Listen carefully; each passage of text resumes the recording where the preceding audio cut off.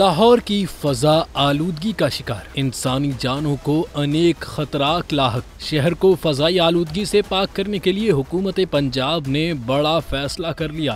सूबाई दारुल हुकूमत में माहौलियात ट्रैफिक स्क्वाड ने काम शुरू कर दिया है और शहर के 3 दाखिली और खारिजी रास्तों पर महकमा माहौलियात की टीमें तैनात कर दी गई हैं। स्क्वाड की जानिब से दर्जनों धुआं छोड़ने वाली गाड़ियों, बसों और कमर्शियल सवारियों के चालान किए गए, जबकि धुआं छोड़ने वाली मुतअद्दिद गाड़ियों को बंद कर दिया गया। डीजी माहौलियात इमरान हामिद शेख का कहना था कि फजाई आलूदगी पर काबू पाने के लिए टीमों ने काम शुरू कर दिया है। शहर की अहम शाहराहों पर ट्रैफिक स्क्वाड काम करेगा।